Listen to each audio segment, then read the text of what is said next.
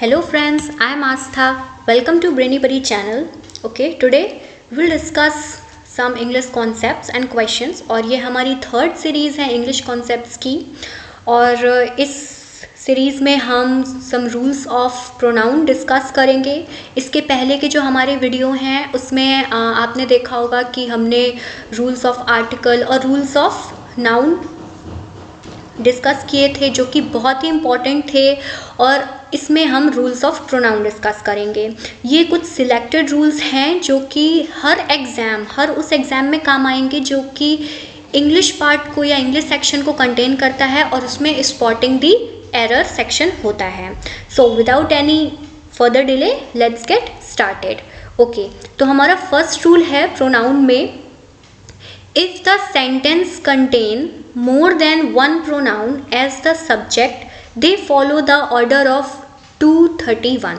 Okay, जो हमारा sentence होता है अगर उस सेंटेंस में एक से ज़्यादा प्रोनाउन है, ओके, तो वो कौन से उस ऑर्डर फॉलो करेगा? 231 का ऑर्डर फॉलो करेगा। अब फ्रेंड्स, ये 231 क्या होता है? तो आपने पढ़ा होगा एक प्रोनाउन टेबल होती है, उस टेबल में नॉमिनेटिव केस, ऑब्जेक्टिव केस और पॉसेसिव केस होता है, ठीक है। तो और उसमें क्या होते हैं? फर्स्ट पर्सन, सेकंड पर्सन और थर्ड पर्सन। उसमें 3 पर्सन्स होते हैं। तो ये जो 231 है ये पर्सन्स हैं। क्या है? पर्सन्स है। सेकंड पर्सन, थर्ड पर्सन और फर्स्ट पर्सन। तो इसका हम एक एग्जाम्पल देखते हैं। इसमें you, Kallu and I shall go to Kanpur, ठीक है। तो इसमें यू क्या है? हमारा सेकंड पर्सन है, कल्लू क्या है? थर्ड पर्सन है और आई क्या है? फर्स्ट पर्सन है। तो ये सारे क्या थे? ये तीनों ही प्रोनाउंस थे। इनके क्या थे? पर्सन डिफरेंट थे। ओके, तो जब एक से ज़्यादा इस सेंटेंस में प्रोनाउन है, ओके, तो वो कौन से पर्सन्स का ऑर्डर फॉलो करेंगे? 231 का ऑर्डर फॉलो करेंगे। इसका एक और एग्जाम्पल हम देखते हैं। You and I R participating in the competition. Okay, तो इसमें क्या यू क्या है? सेकंड पर्सन है और आई क्या है? फर्स्ट पर्सन है, ठीक है। Now this rule also has a note. Okay, इस रूल में एक नोट भी है और ये बेसिकली ये नोट क्या है? Let's see, if all the pronouns are in plural, okay, अगर जितने भी हमारे प्रोनाउंस हैं वो किस फॉर्म में है? प्लूरल फॉर्म में है। They follow the order of 1 2 3, ठीक है। तो वो कौन सा ऑर्डर फॉलो करेंगे?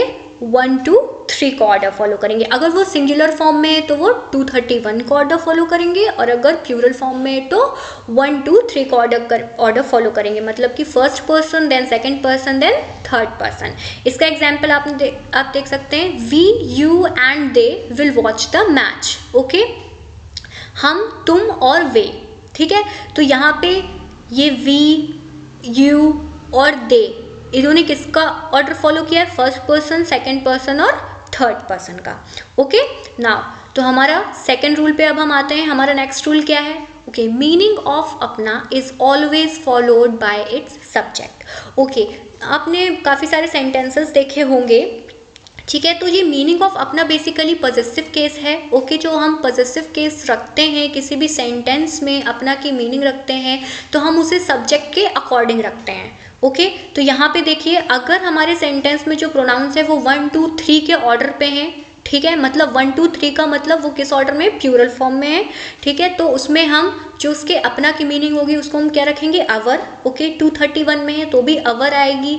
2 + 3 के ऑर्डर में है तो क्या आएगी? योर आएगी। मतलब सेकंड पर्सन और थर्ड पर्सन अगर रहेगा तो उसमें अपना की इंग्लिश क्या आएगी? योर आएगी। इसके अपने एग्जाम्पल देखे होंगे, जैसे हमें अपना करने दो।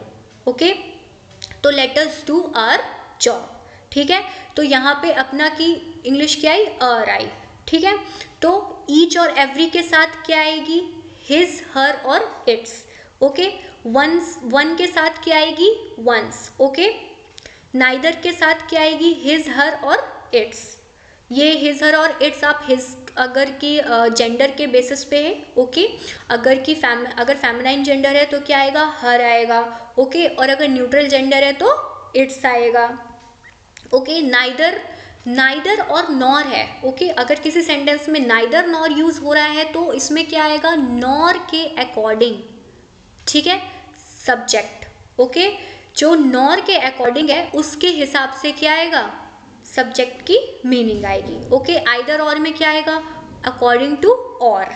ठीक है, आप इसमें और के अकॉर्डिंग क्या रखेंगे, जो और का सब्जेक्ट होगा उसके अकॉर्डिंग आप अपना की मीनिंग रखेंगे। Okay, not only but also में क्या होगा कि बट ऑल्सो का जो सब्जेक्ट होगा उसके हिसाब से आप अपना की मीनिंग रखेंगे। गाइस ये बहुत ही इम्पॉर्टेंट है। ओके, ये जो रूल्स हैं बेसिकली ये बहुत इंपॉर्टेंट है और ये स्पॉटिंग द एरर सेक्शन में बहुत हेल्पफुल होंगे। ओके, अगर नन यूज़ हुआ है तो नन की क्या आएगी, नन के साथ क्या आएगी अपना की मीनिंग, हिज हर और इट्स। एनी के साथ हिज हर और इट्स।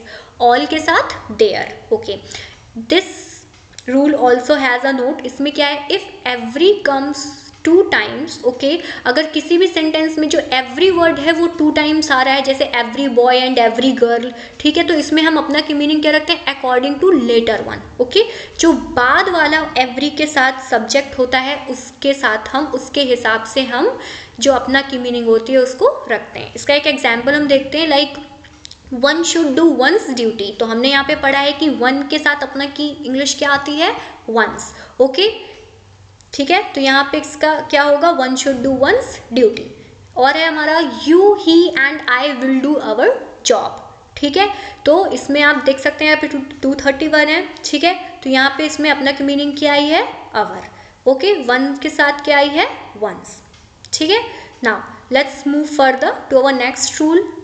ये है आफ्टर प्रीपोजिशन, प्रीपोजिशन के बाद pronoun always comes in objective form. Okay, किसी भी प्रीपोजिशन के बाद जो प्रोनाउन आता है वो किस फॉर्म में आता है, अपने ऑब्जेक्टिव फॉर्म में आता है। इसका एग्जाम्पल देखते हैं, it is between you and I.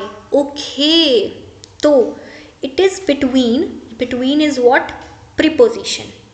Okay, तो प्रीपोजिशन के बाद जो प्रोनाउन यूज हुआ है वो किस फॉर्म में आता है, ऑब्जेक्टिव फॉर्म में आता है। ओके, तो you and I is not a objective form. Okay, first person का क्या है objective form, me.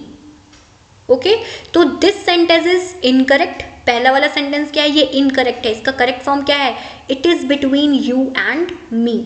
It is the correct sentence. Okay, तो आफ्टर प्रीपोजिशन जो प्रोनाउन है वो किस फॉर्म में आता है, ऑब्जेक्टिव फॉर्म में आता है। ओके, तो ये हमें याद रखना है। Now our next rule is rule 4th।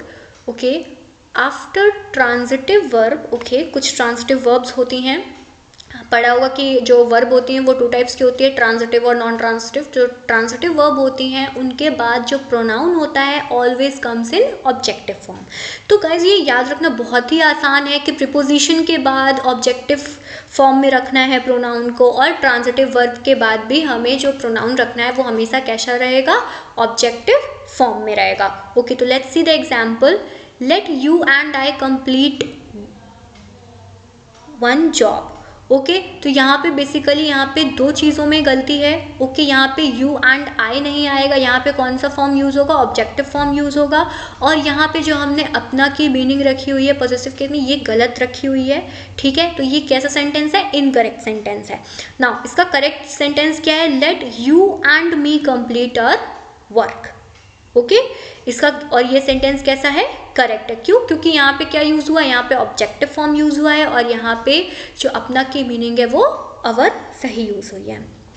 Okay, तो now let's move to our next rule, that is reflexive pronoun never comes as a subject. Okay, जो रिफ्लेक्सिव प्रोनाउन होता है वो किसी भी सेंटेंस में एज अ सब्जेक्ट यूज नहीं होता है। रिफ्लेक्सिव प्रोनाउन कौन कौन से, जैसे myself, okay, yourself, our self.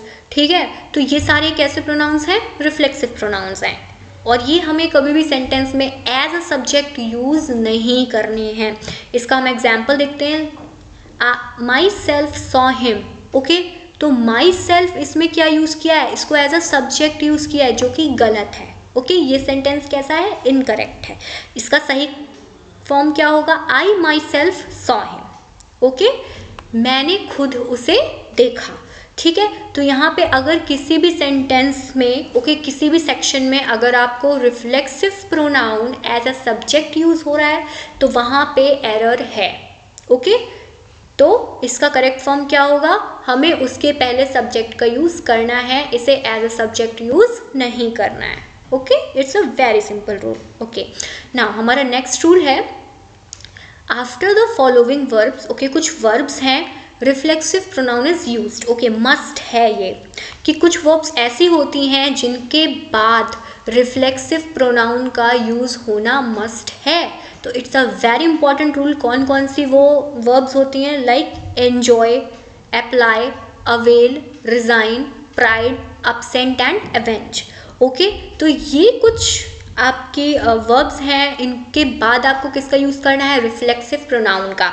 और इसमें आपको बहुत ज़्यादा डरने की कोई ज़रूरत नहीं है, आप जितनी ज़्यादा प्रैक्टिस करेंगे उतनी ज़्यादा ही आपको ऐसी वर्ब्स मिलेंगी। ओके और आपको क्या पता चलेगा, इनका यूज़ पता चलेगा और कहाँ पर इनका यूज़ कैसे होगा ये भी आपको, जब तक आप प्रैक्टिस नहीं करेंगे तब तक आपको ये समझ में नहीं आएगा।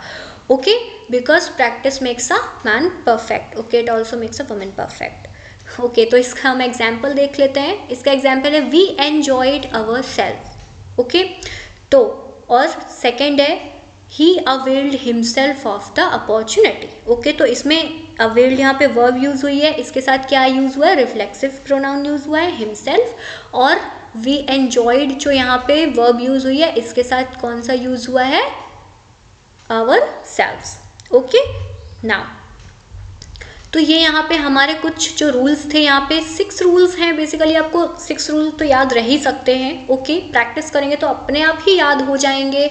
ओके तो नाउ अब हमारे कुछ रूल्स आते हैं रिलेटिव प्रोनाउन के। ओके आपने प्रोनाउन के पार्ट्स पढ़े होंगे बहुत सारे, personal pronoun, relative pronoun, demonstrative pronoun. Okay ये 9 और 8 टाइप्स के प्रोनाउंस होते हैं और इनके ये जो कुछ रूल्स आपने पढ़े थे बेसिकली प्रोनाउन के थे। अब हम पर्टिकुलरली रिलेटिव प्रोनाउन जो होता है ये बहुत ही इंपॉर्टेंट पार्ट होता है प्रोनाउन का।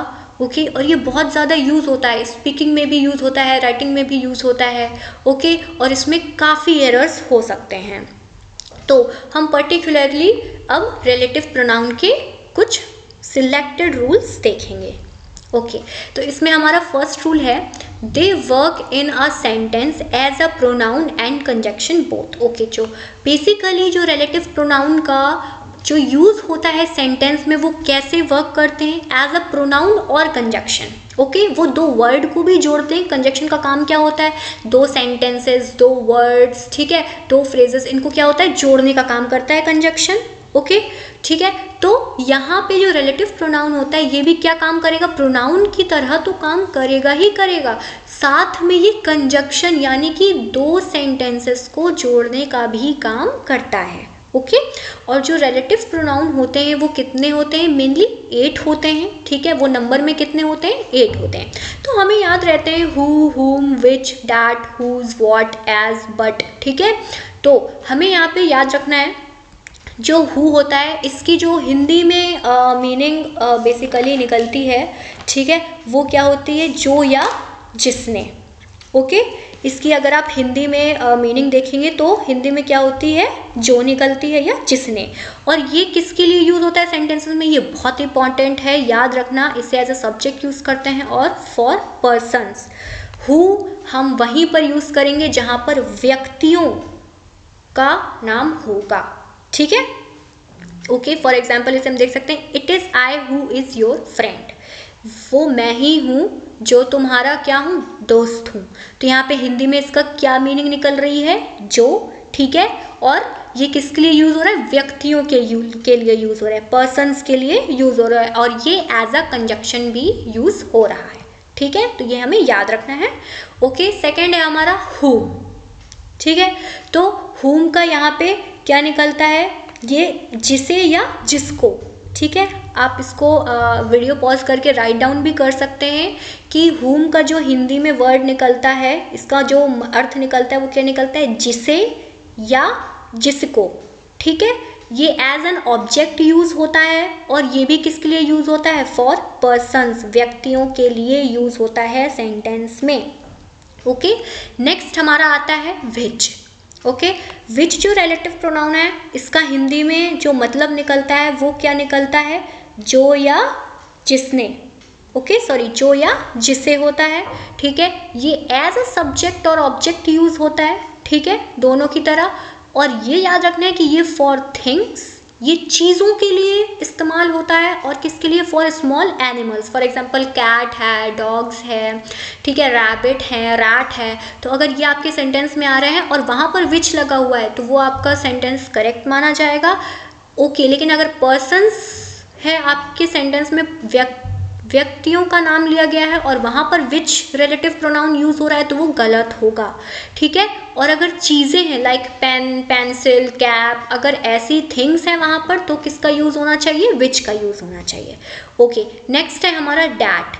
जो डैट रिलेटिव प्रोनाउन है, ठीक है, इसका जो हिंदी में अर्थ निकलता है वो क्या निकलता है, जो, ठीक है, क्या निकलता है, जो। ये एज अ सब्जेक्ट यूज होता है, ठीक है, इसे ऑब्जेक्ट भी की तरह भी यूज कर सकते हैं, और ये सारी चीज़ों के लिए यूज होता है, मतलब कि पर्सन्स के लिए भी यूज हो जाएगा और थिंग्स के लिए भी यूज हो जाएगा। अगर आपको नहीं याद आ रहा है कि पर्सन्स के लिए कौन सा रिलेटिव प्रोनाउन यूज़ करना है, थिंग्स के लिए कौन सा रिलेटिव प्रोनाउन यूज़ करना है, तो आप डैट भी लगा सकते हैं। स्पॉटिंग द एरर में बेसिकली क्या आएगा कि अगर आपका थिंग्स के साथ भी डैट लग के आ गया या पर्सन के साथ भी डैट लग के आ गया तो वो सेक्शन आपका सही रहेगा, गलत नहीं होगा, ठीक है। तो ये फॉर ऑल यूज होता है।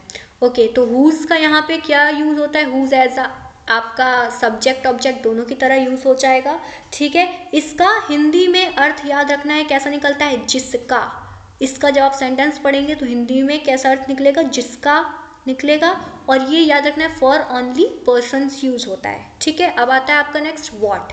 तो जो व्हाट होता है, ठीक है, इसका जो हिंदी में अर्थ निकलता है, ये क्या नहीं निकलता, ओके, इसका अर्थ निकलता है जो, ठीक है। और ये किस लिए होता है, ये सिर्फ आपका एज एन ऑब्जेक्ट यूज होता है फॉर थिंग्स के लिए सिर्फ, ठीक है। इसको आप पर्सन्स के लिए यूज नहीं करेंगे, ओके। और एज जहाँ पर यूज होगा वहाँ पे सेम और सच मीनिंग यूज होगी, ठीक है। तो ये बेसिकली आपको पता चल जाएगा। इसका हिंदी में यूज, इसका जो हिंदी में अर्थ निकलता है वो जो निकलता है, ठीक है। और ये फॉर ऑल यूज होता है as an subject, okay. Next है आपका बट। बट जहाँ पर आपका यूज होगा तो इसमें क्या इन्वॉल्व रहेगा, ये एज अ सब्जेक्ट होगा, ठीक है।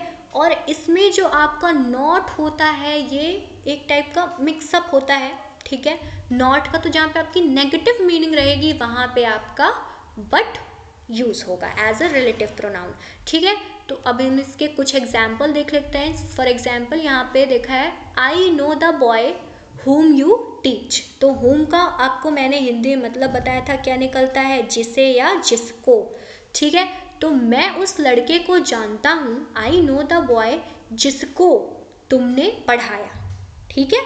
तो और ये किसके लिए यूज होता है, whom हमने पढ़ा है यहाँ पे ओनली पर्सन्स, ठीक है। तो यहाँ पे सब्जेक्ट क्या है, और एज अ सब्जेक्ट, और ये किसकी तरह यूज हुआ है, एज एन ऑब्जेक्ट। सब्जेक्ट के बाद ये एज एन ऑब्जेक्ट है, ठीक है। तो यहाँ पे हम देख सकते हैं कि यहाँ पे I know the boy whom you teach, ये एज अ सेंट कंजक्शन भी काम कर रहा है और एज अ प्रोनाउन भी काम कर रहा है, ओके। हमारा नेक्स्ट एग्जाम्पल है, it is I who is your friend, okay. तो ये हमें पता है वो मैं ही हूँ जो तुम्हारा क्या हूँ, दोस्त हूँ। हु की जो हिंदी में मीनिंग निकलती है वो जो या जिसने होती है, और ये पर्सन्स के लिए यूज होता है, ओके। हमें याद रखना है कि रिलेटिव प्रोनाउन के पहले जो आता है, ओके, इसके पहले क्या आया, आई, तो इसको हम क्या बोलते हैं, एंटेसिडेंट, ओके। हम इसे क्या बोलते हैं, एंटेसिडेंट बोलते हैं, जो रिलेटिव प्रोनाउन के पहले आता है, ओके। तो हु का एंटेसिडेंट कौन है, आई, ठीक है। तो ये हमें याद रखना है। Now let's move to our next rule, that is the number, person and gender of relative pronoun always comes according to the antecedent, okay। जो antecedent होता है उसके अकॉर्डिंग ही relative pronoun का क्या आता है, नंबर, पर्सन और जेंडर, ओके। जो relative pronoun का नंबर होगा, पर्सन होगा, जो जेंडर होगा वो किसके अकॉर्डिंग आएगा, सेंटेंस में जो antecedent है। मतलब एग्जाम्पल में देखते हैं, it is I who is your friend, okay तो ये गलत है, ये कैसा सेंटेंस है, ये इनकरेक्ट सेंटेंस है। क्यों? इसका हु का एंटीसीडेंट कौन है? आई, और आई के साथ क्या यूज होता है? Am. Okay, like I am your friend, ठीक है, आई इज योर फ्रेंड नहीं होता है। तो यहाँ पर जो पर्सन के अकॉर्डिंग ही क्या आएगा, यहाँ पे आपकी हेल्पिंग वर्ब आएगी, ठीक है। तो it is I who am your friend, it is a correct sentence. ये स्पॉटिंग द एरर सेक्शन में ये बहुत ही ज़्यादा आपको नंबर में मिलेंगे ऐसे एरर्स जो कि रिलेटिव प्रोनाउन से रिलेटेड होंगे। तो आपको ये याद रखना है, ठीक है, कि जो भी रिलेटिव प्रोनाउन के जो भी नंबर होंगे, पर्सन होंगे, जेंडर होंगे, उनकी जो हेल्पिंग वर्ब्स आएगी वो अकॉर्डिंग टू एंटीसीडेंट आएगी। एंटीसीडेंट क्या होता है? जो कि रिलेटिव प्रोनाउन के पहले आता है। ओके, जो सब्जेक्ट रहता है वो रिलेटिव प्रोनाउन का क्या होता है? एंटीसीडेंट होता है। ये हमें याद रखना है। ओके ना, अब हम थर्ड रूल पे चलते हैं इसके। तो इसका थर्ड रूल क्या कहता है? Relative pronoun should be used correctly. Okay, जो रिलेटिव प्रोनाउन है वो करेक्टली यूज होना चाहिए। कैसा करेक्टली यूज होना चाहिए? जैसे कि मैंने आपको ऊपर वाले रूल्स में बताया, ये देखिए कि हु किसके साथ यूज होता है? पर्सन के साथ, होम पर्सन के साथ, विच थिंग्स के साथ। मतलब कि कोई जो रिलेटिव प्रोनाउन को हमें पर्सन्स के साथ यूज़ करना है, व्यक्तियों के साथ यूज़ करना है, उनको हम थिंग्स के साथ यूज़ नहीं करेंगे। जो रिलेटिव प्रोनाउन हमें थिंग्स के साथ यूज़ करना है उसको हम पर्सन्स के साथ यूज़ नहीं करेंगे। फॉर एग्जाम्पल देख लेते हैं हम इसका। I have brought a pen who is very costly. Okay, तो ये क्या है? यहाँ पे पेन एक थिंग है और हम हु को थिंग्स के साथ यूज़ नहीं करते हैं। ओके, थिंग्स के साथ हम किसको यूज़ करते हैं? विच को। ठीक है, तो हमारा जो पहला वाला सेंटेंस है वो क्या है? इनकरेक्ट है। ओके, और नेक्स्ट सेंटेंस क्या हमारा? करेक्ट है। क्यों? I have brought a pen, ठीक है, मैंने एक पेन खरीदा, विच इज़ वेरी कॉस्टली, जो कैसा था? बहुत ही महंगा था। ओके, तो दिस सेंटेंस इज करेक्ट। तो बेसिकली ये रूल क्या बोलता है कि जो रिलेटिव प्रोनाउन है उनका हमें करेक्टली यूज करना है। Okay, now let's see our second rule, that is the antecedent of what is always hidden. Okay, ये हमें याद रखना है कि वॉट एक ऐसा रिलेटिव प्रोनाउन है जिसका जो एंटीसीडेंट होता है वो हिडन रहता है। कैसा रहता है? छुपा रहता है सेंटेंस में। और ये पढ़ने में ना बहुत ही फैंसी लगता है, बहुत ही ज़्यादा मज़ा आती है इसको पढ़ने में। Like what you need is money. Okay, तो तुम्हें जिस चीज़ की ज़रूरत है वो क्या है? मनी है। तो जिस चीज़, जो यहाँ पे इंग्लिश है ना, जिस चीज़ की हिंदी इंग्लिश है जो, वो यहाँ पे हिडन है। क्या हिडन है? ये देखिए, the thing what you need is money. Okay, तो द थिंग क्या है? व्हाट का एंटीसीडेंट है। ओके, एंटीसीडेंट है, और जो कि क्या है? हिडन है। कैसा है? हिडन एंटीसीडेंट है। ओके, तो अगर आप बोलेंगे the thing what you need is money, ये उतना फैंसी नहीं लगेगा। ओके, बट अगर आप बोलेंगे what you need is money, ठीक है, तो ये क्या है? यहाँ पे फैंसी है। तो हमें याद रखना है कि जो व्हाट का इंसिडेंट होता है वो कैसा होता है? ऑलवेज हिडन होता है। इसका हम सेकेंड एग्जाम्पल देखते हैं। I don't believe what you से। ओके, तो इसमें क्या छुपा है? I don't believe the thing. Okay, मैं उस चीज़ में भरोसा ही नहीं कर रही हूँ, व्हाट यू से, जो तुम बोल रहे हो।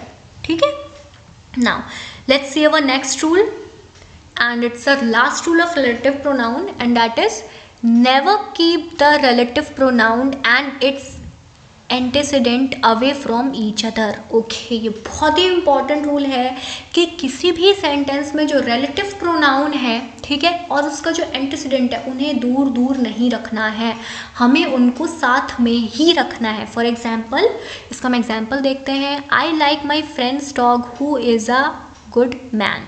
ओके, तो ये सेंटेंस कैसा है? इनकरेक्ट है। क्यों? क्योंकि इसमें जो एंटीसीडेंट है, ये देखिए, ओके, ये जो माई फ्रेंड है, ठीक है, ये क्या एंटीसीडेंट है? किसका एंटीसीडेंट है? हु का, और इसके बीच में कौन घुस गया है? डॉग। ओके, तो ये क्या दूर दूर हो गया ये हमें, इसलिए सेंटेंस कैसा? इनकरेक्ट है। हमें क्या चाहिए कि I like the dog of my friend. Okay, I like the dog of my friend. अब फ्रेंड और हु कैसे आ गए? साथ साथ आ गए। Who is a good man. Okay, मुझे अपने वो पसंद है जिसके पास क्या है? कुत्ता है। मुझे अपना वो दोस्त पसंद है, ठीक है, जिसके पास क्या है? कुत्ता है, और वो बहुत ही कैसा इंसान है? अच्छा इंसान है। ओके, तो this sentence is correct. Okay guys, तो ये इसका लास्ट रूल था। ओके तो बेसिकली यहाँ पे जो ये सीरीज़ है ये ख़त्म होती है, बट इसका आप सेकंड पार्ट देखेंगे तो उसमें प्रोनाउन के और भी रूल्स हैं, क्योंकि आपने पढ़े हैं जो प्रोनाउन के टाइप्स हैं वो काफ़ी ज़्यादा हैं, और इसलिए प्रोनाउन के हम और सिलेक्टेड रूल्स हैं ओके जो कि बहुत ही ज़्यादा हेल्पफुल होंगे। तो आई होप आपको ये वीडियो पसंद आया होगा, और ये बहुत ही सिंपल और इम्पॉर्टेंट रूल्स हैं, आपको ये याद रहेंगे, और हम इसके नेक्स्ट सीरीज़ में इसकी एक्सरसाइज कराएंगे। ओके तो आप प्लीज़ उसका इंतज़ार करिए और प्लीज़ उसको देखिएगा, और अगर आपको ये पसंद आया हो तो please like and subscribe. Thank you.